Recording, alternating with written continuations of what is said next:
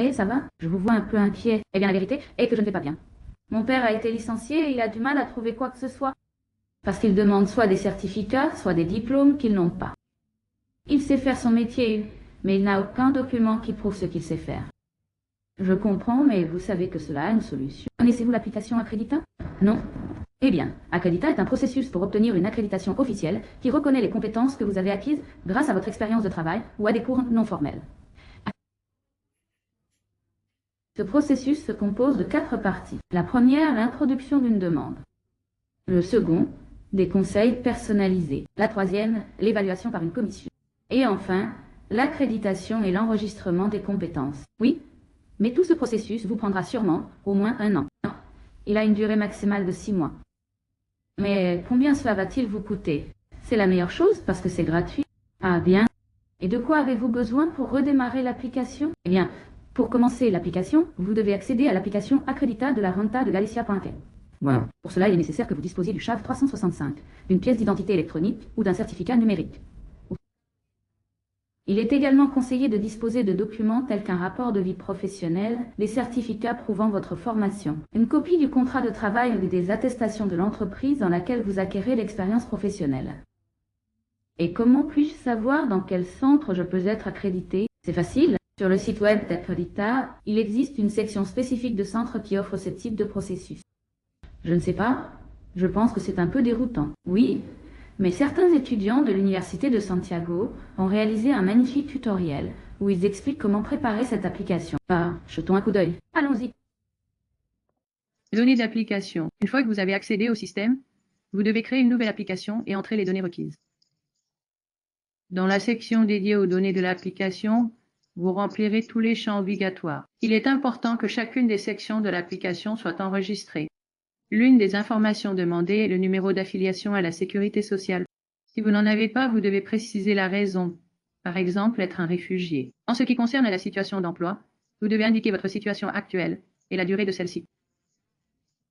Si vous avez travaillé en tant que freelance, il est important de le souligner. En ce qui concerne la documentation soumise, il existe une option pour les personnes de plus de 25 ans qui ne peuvent pas certifier leur formation ou leur expérience de travail. Dans cette section, vous devez inclure tous les documents pertinents reflétant votre situation, ainsi que les cours ou diplômes que vous détenez. Unités de compétences. Dans cette section, vous devez spécifier les unités de compétences que vous souhaitez accréditer. Il est important de noter que chaque demande ne doit comporter que des unités appartenant à la même famille professionnelle.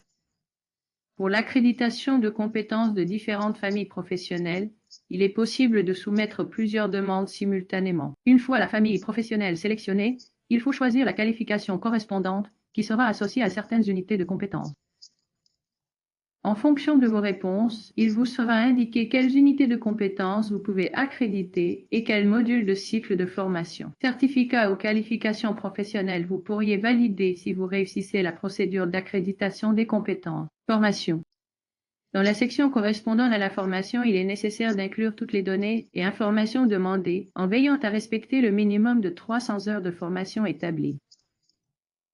Expérience. Dans la section expérience, les données de l'entreprise et du travailleur seront demandées. Ici, vous aurez la possibilité de joindre une copie du contrat de travail ou un certificat d'entreprise. Quelle que soit l'option choisie, il sera obligatoire de remplir l'annexe 2.